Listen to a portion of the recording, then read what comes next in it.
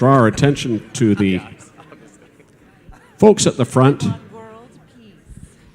We have a panel, and moderating our panel discussion today about promoting Rotary, Past District Governor Drew Kessler. Would you please welcome Drew and our panel?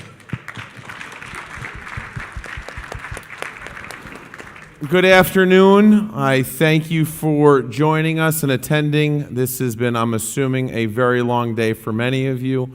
My hope is it's been well rewarding and you've taken from it things that can lead you through the next 16 months of your president journey. So this afternoon we put together what I'd consider an all-star panel to talk about promoting Rotary. This is one of the key aspects of our organization that we really need to focus on in the coming months, the coming years, because this is going to ensure that we are still vibrant and around for years to come. So the beauty of this group is we have been working together now, I think, for years, through 2016, through Young Professional Summits, through Rotary Now at Zone Institute. So we've really kind of come together, and what I'd like to do is I'd like to introduce the panel one by one, and you will notice that this is our current leadership and this is our future leadership in our districts, which from my perspective is truly impressive that this group has been together and is starting to move up the Rotary ranks. So first I'd like to introduce Mike Polasek. Mike is a district governor nominee designate. That means he's going to be district governor in year 2021. He's currently an assistant governor of District 7210, and he's from the LaGrange Sunrise Rotary Club, which is in Dutchess County, New York.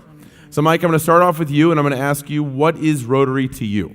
Thank you, Drew. Rotary to me is certainly an opportunity, and an opportunity all around, not only to serve our communities, but also to better ourselves as through professional development and training like this, as well as connect. And I know that's been a common theme, and it's going to be a theme next year, but it really, for me, has been truly a place where I can certainly connect with other Rotarians and also in business, too. I've owned a small business for 11 years, and Rotary has allowed me to certainly connect in my own community and better my business as well. So it's been a great opportunity. Thank you, Mike. Cecily Smith, the incoming Assistant Rotary Coordinator for Zone 32, past membership chair of District 7230, and a proud member of the Metro New York City Rotary Club. Welcome, Cecily. Thank you, Drew. I've got big shoes to fill as ARC. I've got to ask my question, don't I? What is Rotary to you? Rotaries, I've got big shoes to fill next year after this guy. Rotary to me is about change, fellowship, and opportunity. The ability to change ourselves as we can grow as leaders and as better people if we live the four-way test, and as people of action as we change the community and the world around us. The fellowship, that we make lifelong friends in our Rotary clubs, and we make lifelong friends, acquaintances, connections, networking around the world. I think this is the only organization I can think of that has such diversity in its culture and opportunity for connection. And it's something that I think as clubs we should embrace as well, the diversity of Rotarians that can be among us. And then opportunity is what you make of it. You can look back 30 years from now and said, look at all the scholarships I gave in high school. Look at the well or the school that I built in that whatever country that had a residence and a cause for you. Or you could say, hey, I've got a passion, and this could be the next gift of life, the next shelter box, the next cause that can truly change the world. And underlying these three ideas is service, because that's really what brings us all together. And we all have a Rotary moment, and that moment of service is resonant to us. Raise your hand if you have a Rotary moment. All right, some of you guys are still tired. But we have Rotary, the ones who heard me and have that moment, that's the passion that helps promote Rotary, because our service, it speaks to us in the moment. Thank you, Cecily. Phil Wells, currently a senior assistant governor, past president, and they took your slide away, so I think it's the Park Ridge Rotary Club, if I remember right. Did I get that right, or I got it right? That's correct. All right, Phil. So let me ask you, what is Rotary to you?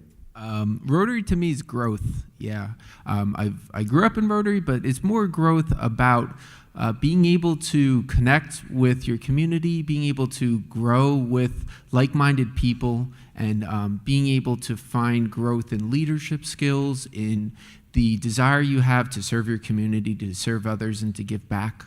And it helps more than even to promote these things, it helps to draw these things out of you. They're desires you already have because you're attracted to Rotary. So it helps you to find growth in areas and maturity in areas that you really can give back, and you can provide service that way.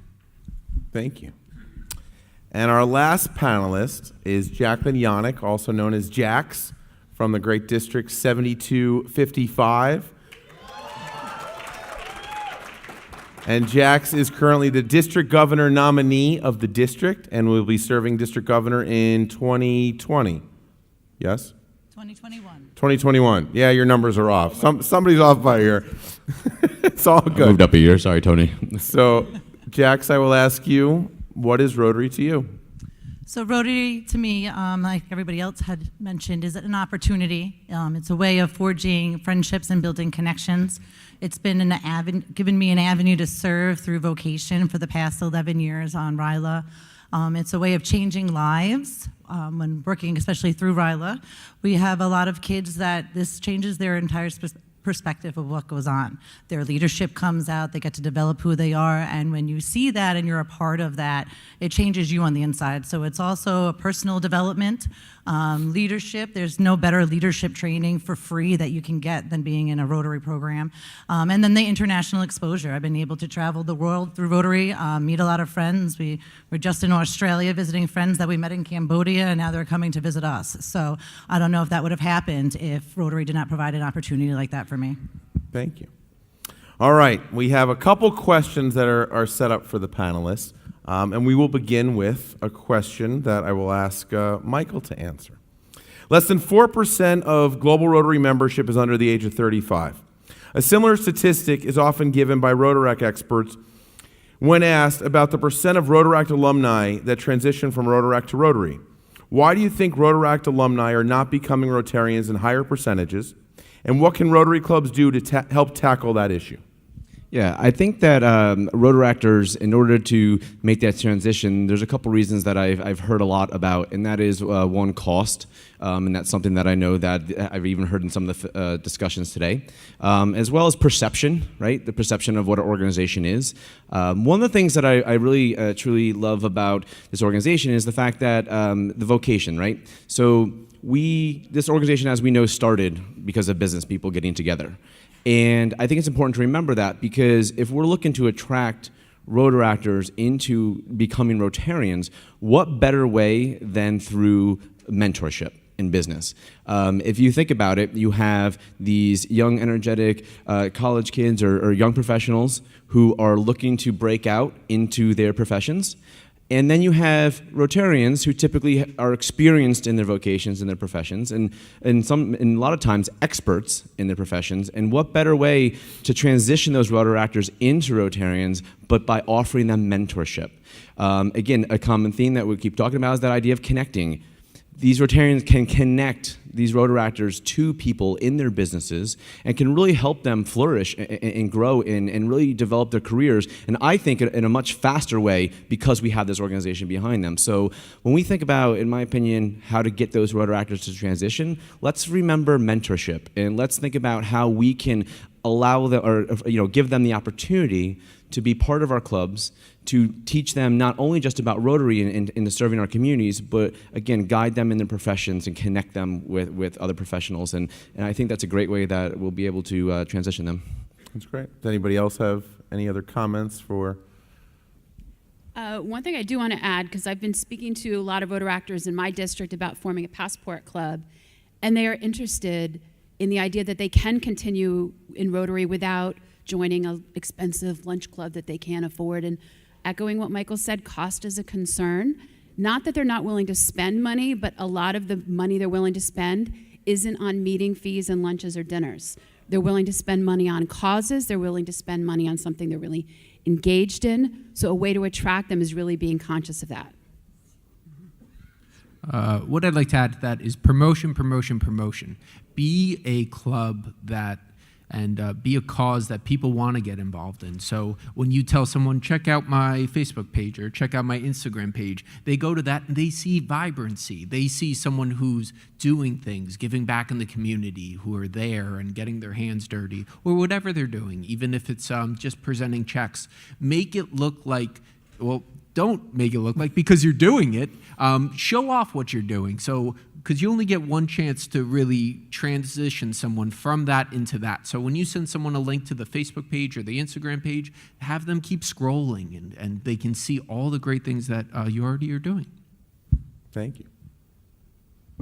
Can I add something else? Sure. It's an absolute honor, I have to say, to be up here with my friends that I've met over the past couple of years. And we wouldn't be here if there wasn't a path to leadership. And I think that's something that's very important. If you're looking to these young professionals, especially coming out of college, they want to grow professionally, but also personally. They want to be leaders in their communities and in organizations. And if it wasn't for my club in my district offering this path to leadership, I wouldn't be sitting up here. And I think that that's really something important to remember too, as us being leaders, is make sure we have that as an attainable thing. So as they're growing up in the organization, let them know that, hey, you can be here and you can be, you can grow. And I think it's important for them to start off knowing to try to get them in. Thank you. Sorry. Just with that as well, you should be reaching out to Rotaractors or young professionals before they're going to transition out of Rotaract. If they don't have a relationship with you, most of us, I think, stay in Rotary because it's relationships.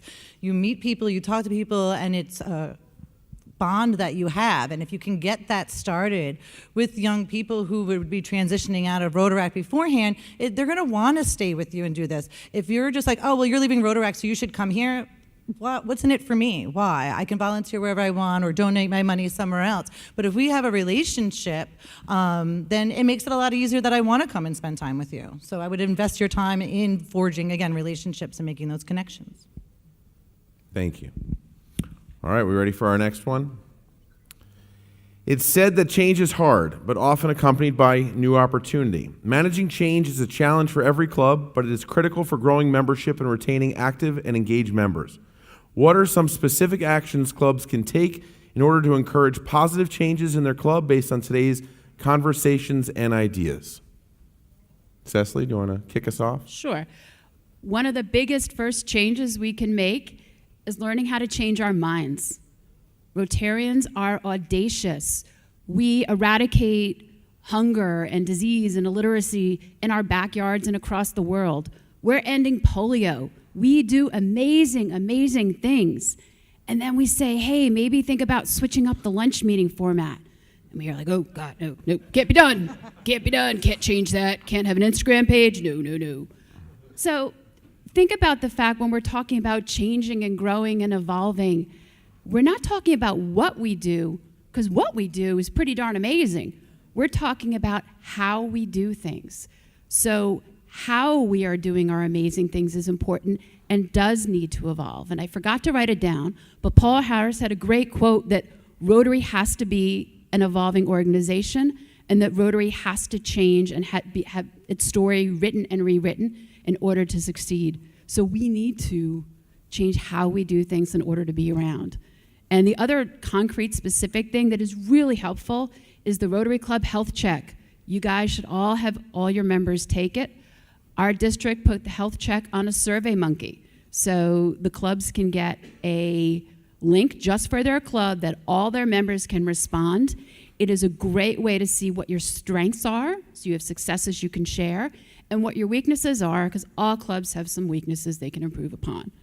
And when you know it, take a few little steps. It gives you a few little steps that you can change how you're doing things to evolve and attract more people. Anybody else on change management? Oh, one other on diversity. One other thing. We sent out a survey based on the strategic planning survey that I think it was in 2017 Rotary sent out all across the world. And one of the questions was on diversity. Diversity is very important to young professionals. Over 60% of those surveyed said it was very important or a deal breaker that their Rotary Club is open and welcoming of all races and religions, and it was shortly under that percentage, 50-something, that was inclusive of LGBTQ. All of the other, you can see the chart up there, diversity of ages, professions, vocations, experiences, all of that is ranked important to a deal breaker for most young professionals. So having your clubs look to actively increase diversity is a way that you can bring in more people and just help your club grow and be healthy. Thank you. I think back to the basics. So service, right? I had popped in a couple rooms today, listening on some of the conversations, and one of the coolest things I heard was about a passport club that has a majority of their club is made up of young professionals. And when asked, well, how do you have so many young professionals in one group? The answer was service. They do service. And that's primarily what they do. And I think that's something that, again, as Rotarians, we kind of forget about sometimes, is going back to the basics. And service doesn't have to be anything that's, service doesn't have to be a global grant. We have a great structure for that. It's amazing. We can do amazing things in this world and big projects, but it doesn't have to be like that. So as far as young professionals are concerned, they love service. They love getting their hands dirty. They may not have a ton of money to put toward other larger causes, but keep that in mind when trying to attract the young professionals. That service is definitely something that obviously our organizations based around, but let's go back to the basics sometimes. Thank you. The one thing I'd add to that is if you're trying to figure out how to take action, the first thing you do is ask. So if you have a new member, prospective member, or there's someone who you're trying to specifically attract, ask them. Why would you want to be here? What would you be interested in doing? And a lot of times in Rotary, we already start to get into our groove and we start to see what our club currently does. But if you ask someone who's new, they'll give you a fresh answer. They'll give you an answer that's very honest and it's very unencumbered. So, thank you. All right, on to our next one. With much emphasis lately given to attracting young professionals, what would you say to Rotarians who ask, what about older people and retirees? So I'll grab this question. Again, going back to RILA, there's volunteer opportunities and opportunities for everybody in the room, whether you're 8 years old filling salt and pepper shakers or you're 80 years old and cutting strawberries to do stuff. So there's never a place not for you. When I first heard of RILA, I had thought of it in a young professional way of working with 25 to 30-year-olds to do a mentor program like you were talking about, providing leadership into people who are coming into the community recently out of school, starting to learn about their jobs. So where are they going to learn that kind of information? Where are they going to get that from? Most of us sitting up here has stayed with our Rotary clubs and thought it was so cool as a young person because it was all of the retirees, the older people in the clubs that were like the movers and shakers and the people that got things done. If you're in a Rotary club, it's because you're a person who gets things done. And it doesn't matter what age you are, but there was some bond on that brought us all together. So I don't want anybody to feel like there's not room for you, but there's got to be room for everybody. And the city that I work in, we're having a problem of keeping young professionals, and eventually we're going to lose our fire department. Because how do you volunteer with 70-year-olds going into burning buildings? And it sounds funny, but if we're not going to think ahead, make these positive changes, focus on leadership, that we're all going to be able to work together, how do you make an age-friendly Rotary? So there's room for everybody. So it's not bumping out, it's making a little bit more room. And if membership was so much better, I don't think it would be an issue. There's no older people or retirees in the crowd here today, are there? None. I don't think so. So I'll actually add a comment in that I think the recently retired are such a great demographic that we need to be really focusing on. You have people at a point of life that they're looking to give back. They're looking to do something. The hope is that they've lived in a community for some time and they've taken over the years. We could provide them the outlet to give that service. I mean, to me, my ideal Rotary Club is a little bit of everything. I've never been a proponent of the all young, the young, all old, the all this, the all that. You have a sprinkle of everything. I think that's what really we're all about, right? I mean, for somebody like myself, or even to say like us, to have mentorship in this organization, to have people take us under their wings, whether it's a leadership opportunity, whether it's a vocational opportunity that someone sees that I'm doing something that they did for 40 years and gives me the ins and the outs. That to me is what Rotary is. And I think we fall short if it's one demographic we're specifically targeting, where we really should be targeting all. And I think that the two major ones, or the easy ones to talk about right now, are obviously young professionals and recent retirees. And I think we should put just as much emphasis on the recent retirees as we do on the young professionals. If I could add something, I have taken part in these young professional summits before, and I want everyone to understand that, being up here, it's a great opportunity, and we don't want people to think that, oh, just because we're young professionals, all we want in the organization. To Drew's point, I think we need a mix. And what we've talked about before in our sessions is that, people who maybe are older or retirees, but maybe have been part of the organization for a long time, there's tradition there, and we have to learn from that too. And that's why I think this is a great opportunity for us. Is I hope that you guys, people can learn from us, but we also are there to learn from you as well. Not only just for vocation, but just about the traditions of our organization. And when we are able to work together and really blend the traditions with some of the new ideas, I mean, that's what I guess we would consider a vibrant club, in my opinion. Maybe not so much the singing clubs. Yeah, I'm seconding that one. What's wrong with singing? I don't know if you heard her because she didn't have the microphone. She was anti-singing, if nobody caught that. Yeah, I'm with her. For your benefit, it's better that I don't sing. Okay. Millennials often tell us a priority is creating new and different connections that extend beyond their personal and professional networks to their communities and to the greater world. How can clubs adapt to create a variety of networking for younger members? How can clubs utilize service projects to help create deeper relationships between members and their surrounding communities? I think this is a wonderful question, so I'll take the lead on this one. So how can we provide networking opportunities for young professionals?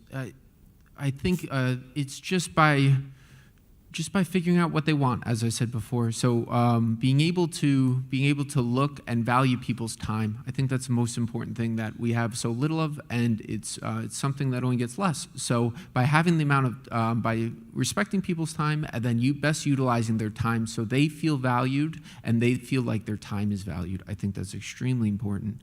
And how do we incorporate service projects? And service projects is something that has come up a lot lately, and I think they're wonderful. Why? Because really what you do when you get people involved, you get people invested. So service projects do that. They get deeper relationships. You're not just sharing lunch with someone, you're sharing a shovel, or you're sharing a paintbrush, or anything that you're able to do there and really grow connections and and then you're able to have tangible things that you're able to do within the community and able to point to that and say, hey, we painted that firehouse, or we planted that community garden. And I think that's wonderful people see, and it's a good way to encourage people. And as we're talking about young people, we're talking about young people's families. And a lot of times creating service projects that people can bring their kids to is wonderful as well, because you want to be a good example for the next generation. That's so much of what Rotary is about. Thank you, Phil. So recently I took a webinar virtual training on millennials, and they work in a different way. And I think some of it is, how do we understand what they're doing? A lot of times they've grown up with a cell phone. I mean, I didn't get my first cell phone until after college. Not 3 years old, walking around with my own iPad, and we've seen it. So understanding, how do we incorporate those tools, that this is what they do. There's actually anxiety if they're away from smart devices for too long, the younger people. So learning how to work with that. Also, they'll leave jobs that are paying more to feel more worth. They're looking for that. Money's not everything. They want to be their own bosses. They don't want to have jobs that they have a boss. They want to be their own employees. They want to be entrepreneurs. So I think on our end, we should understand the people that we're working with. And again, whether it's an older group or a younger group, but to me, that's how you're going to forge these relationships. You're going to create them by understanding people. The service project's a great way for people to work together, because again, there's a role for everybody. And if you're there and you want to do stuff, that's great. I have my little friend Alexa, since the age of 3, has been planting trees with me and comes to beach cleanups. And she sees that there's, her grandparents could be there too. So it's a great way to get people together. Flexibility, just in general. I reread the question again, and that's what popped in my head is the flexibility. And I know that a lot of clubs have adapted different structures that may be breakfast or lunch or dinner clubs, but have gone to a cocktail hour once a month, or maybe on the last Tuesday, or if there's a fifth Tuesday, excuse me, or fifth day, really. But doing that, I mean, to directly answer that question, just being flexible with the clubs and the structure, and create those network opportunities. I know I'm a breakfast club, and networking in the morning is not always the easiest. People are somewhat sleeping sometimes, and we have a lot of business to get through. But we meet every Tuesday, the last of the month, and that's where we really network at night and get together. So keeping that idea of flexibility, I know we've heard that a lot, but really as leaders, just really remember that, and if you have a club that is looking to change a little bit, try it, and see what happens, because I think that it's going to be beneficial for everybody. Thank you. One thing I want to add, and I won't do it justice, but at a recent district event, the Rotary president of Harlem shared how their club, which has grown tremendously in the last few years, started out without a lot of money at that point. They've been around for many, many years. And not a ton of members, but what do we do? And they look to do service. They said, we're about service. And they reached out to the community and asked what the community needs were. They talked to all their members and said, come up with ideas. And they made it flexible, and they made it meaningful, and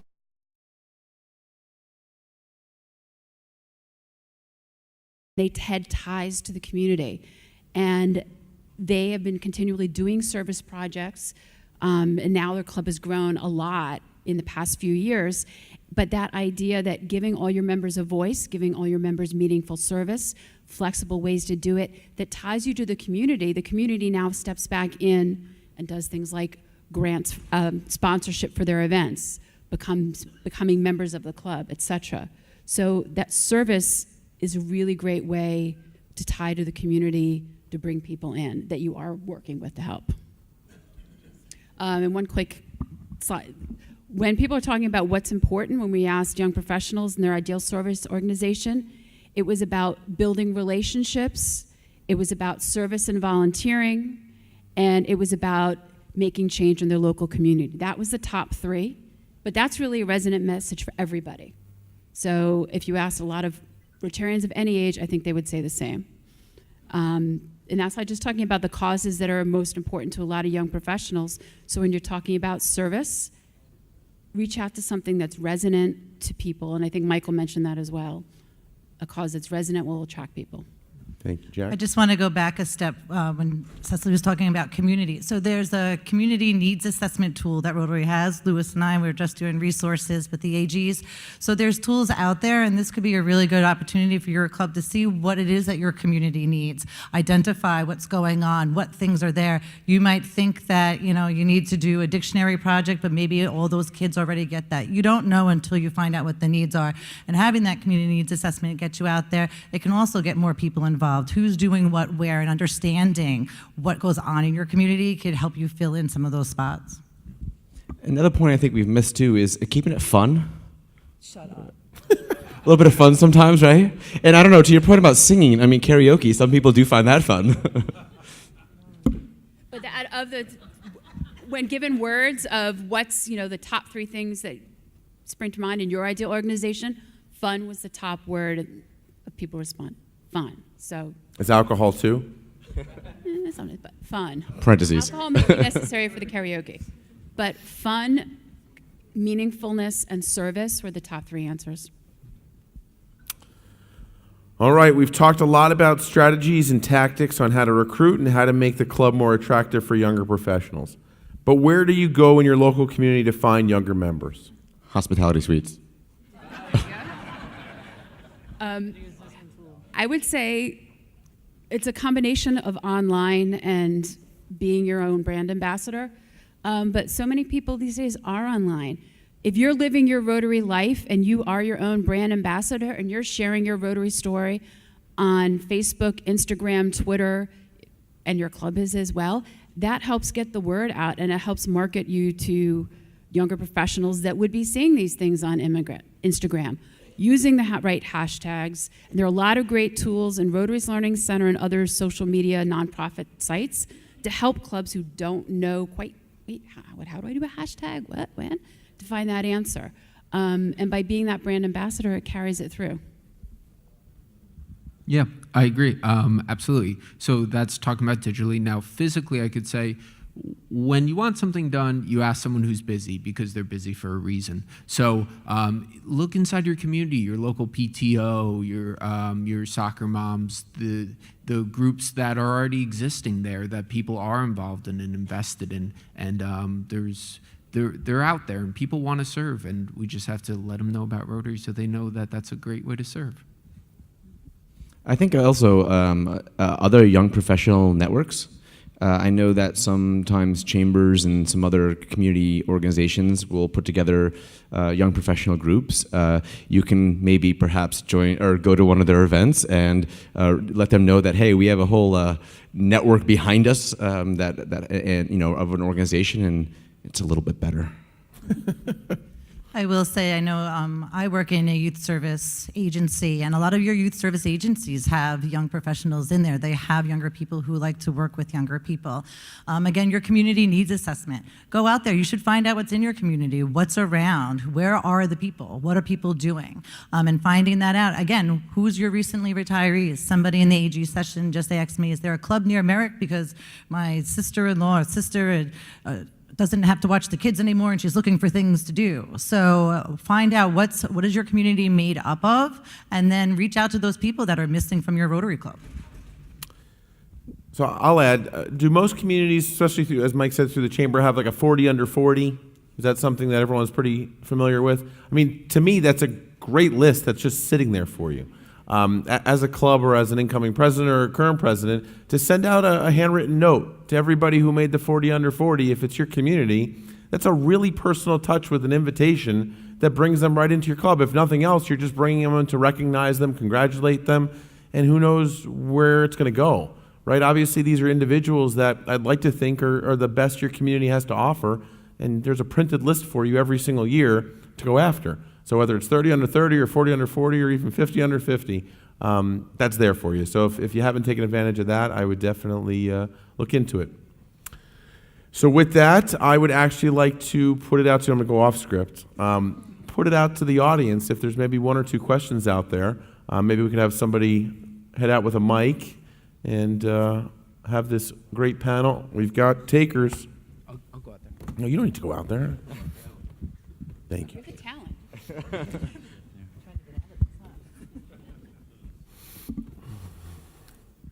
Thank you. We have a pretty diverse. We have probably the ideal club. We have 20-year-olds. We have 90-year-olds. We have about 75 members, and we're very, very active. And I had a conversation last week with, to me, a really great potential member. He's not a younger guy, 55, which I guess for many Rotary clubs is very young. And we talked about, hey, we'd love you to. I think you'd be a great member. You're working locally. And he said, I'm so busy during the day. Is there, can you guys have an evening meeting of some sort? He says you're missing the boat in some way, shape, or form. And our club has talked about forever about having at least one evening meeting, like the last Wednesday of each month, where we don't have a lunch meeting. What's the ideal setting for a meeting? Is it a pub? Is it a informal restaurant? Do we have a sit-down meal? What would attract folks to where we could get the most people, the best bang for our buck at an evening type of a situation? And again, I don't envision a dinner menu, and we want to keep it as inexpensive as possible. Go ahead. One answer. I might suggest doing a happy hour meeting, because then the cost associated or whatever people might eat or drink as they show up at the event, it's much more casual. You can talk some club business, but you can also socialize and build fellowship. And you can invite other clubs to participate. I don't remember the district number, but in Pennsylvania, they started doing these mingle fests. So it was a monthly happy hour that one club started, I think. But now a lot of clubs in that area or / district all come together, and they know it's the, first Thursday of the month or whatever it is. It's a group of people coming together for happy hour, and that's a great way to get a better showing. If you have clubs in your area, maybe it's not just your club that does a dinner meeting. Maybe there's another lunch club near you that also wants to do a happy hour meeting, and you do it together. So instead of 6 people showing up for a happy hour, you've got 12 or more. It's a bigger crowd, it's a better buzz, and it's easier to build from there. Yeah, I would say definitely stick with the happy hour idea. I mean, look in your community, see what restaurants or pubs are out there. In my opinion, I think keeping it as casual as possible.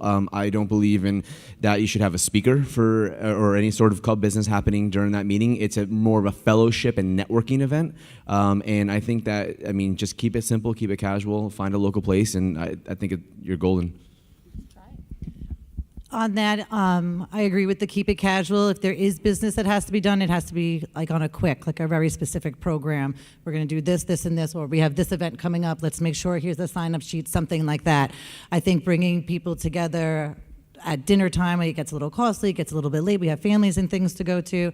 Our club does a once a month dinner meeting as well. 6:15 right after work. We're done by 7:30. You can stay later and eat if you want to, or you can leave. So it does give that opportunity. And on the happy hour thing, many years ago we had started, thank goodness it's almost Friday, happy hour. And it was very casual. You brought your business card, you brought your Rotary pin, you got $1 off your cocktail if you wanted. And it brought people out. It also gave opportunity for you to bring a friend. Oh, come check out, see what Rotary is, come meet the people, let's see what this is. Sometimes you go to the lunch meetings, it's not something that's gonna draw people in, but if everyone's laughing and having a good time and sharing service projects, or I have this going on, it encourages people to wanna do things with you. Yep, I would echo all of that. What I would add to that is one that I've seen that's very popular is around $15, $20, where you're able to have past appetizers and then 2 drink tickets, and they can be used for whatever's recommended and worked out with the restaurant. The one thing I would recommend, because I have seen this before, is 2 in the hand, 1 in the bush. So if you have members that if you want to make sure that your current members really want something like this, because the last thing you want to do is to put in a meeting like this for someone who may potentially not want to join because it's not specifically that reason, but it might be just that excuse. So just make sure that your membership is like, yeah, we really want to change, we really want to do this, because you want to set up this meeting for people to go to. Yep, and but I think it's a great idea. One other meeting type to try is just a fellowship cultural meeting. It doesn't have to be a regular happy hour meeting. Just go do things. Go do things with your club members and your prospects and your friends. Our club has a monthly, we call it our Fireside Fourth cultural outing. We go to museums, we've gone to outdoor music, we've gone to play tennis, well not me, but others have gone to play tennis. It's just a fun way to get together. That's a Rotary meeting when we went to the Tenement Museum and then the beer hall across the street. So take advantage of the fun cultural and physical and outdoor activities in your area and go have a Rotary meeting there and invite whoever you want. Great. I think we have time for one more question. And Drew, if we could get folks to identify themselves with a name, district number, and club in case somebody wants to follow up with them. That'd be great. Hi, good afternoon. You have to check the badge. Dean Williams, 7230. Hi, Dean. So my question is, earlier you touched upon, one way to bring younger people in, or one of the concerns younger people have is about the financial aspect of it. Has there been any talk about service for dues discount arrangement or something to that nature? I can answer that. Thank you. Yes, a Rotary membership can be whatever your club decides it wants to be if it follows the bylaw and the fine print. You have to pay your RI dues, you have to pay your district dues, and then the clubs can decide in a fair to all concerned manner alternative membership types that work. There are clubs that have service memberships where members pay a slightly less of a due. They might have reduced meeting fees or reduced lunch or dinner meeting requirements, but they agree to perform X hours of community service a year, and they're a service member. That's a great way to have a younger professional or a recent retiree join your Rotary Club.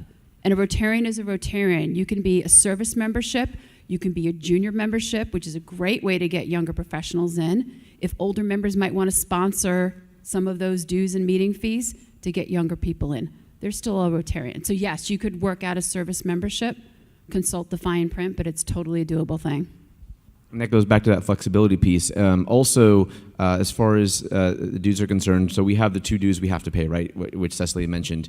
Other than that, if you're looking to really bring in, and this goes for what we were talking about before, too, it's young professionals and the older retirees, right? Because really, if we're talking finances, you get people on a fixed income, right, once they're retired. So it kind of has both ends of that spectrum. I know there's some clubs that set aside some funds to maybe offset maybe a portion of those if you're someone maybe for the first 6 months, or they'll pay the first 6 months or the first year of a membership.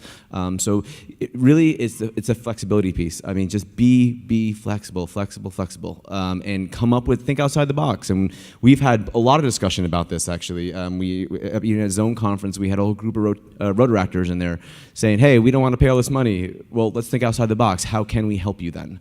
So besides the 2 things we have to pay, your club can even help with that too, but think outside the box. There is a 24-year-old president of the Rotary Club of, I believe, Potsdam, at least a club in the Potsdam area, who was in Montreal. Sam, yes, Samantha. And they were looking at all these older Rotarians who like to be Rotarians because it's prestigious, paid their dues, and never showed up, never did anything. And they thought, well, maybe we should kick them out. And then she said, what other outcomes could there be? So instead, she reached out to these older Rotarians, said, you've been a valued Rotarian for many years. We'd great to have you. Would you consider sponsoring a junior membership? So these older Rotarians were willing to do that. And I don't know if they were named after them or not. And it was, the Drew Kessler junior membership kind of thing. But the idea is they felt valued. They had the money to do this. And that, kind of excused their lack of participation and not being able to show up for service projects by bringing in the future of Rotary who could come and do things. well, with that, I thank our panelists for their dedication to this organization, for all that they do for us, and their path to leadership. And I'll turn it over to our chair, Peter. Okay, thank you very much. What a wonderful way to end the day. And look at this big group that's come out and hang in there all day long. We really do appreciate that. Now we are going to break from 4:15 all the way till 5:30 cocktail hour, and dinner is at 6:30. The hospitality suites are open if you wish to go enjoy. No? They should be. Yeah? No? Will hospitality suites, any hospitality suite, be open? Anybody going to say yes? No. Okay, listen. This is your opportunity to have a nice long afternoon break and then come back at 5:30. Where's the cocktail party? Right outside these doors, okay? So we'll see everybody at 5:30 for a cocktail party.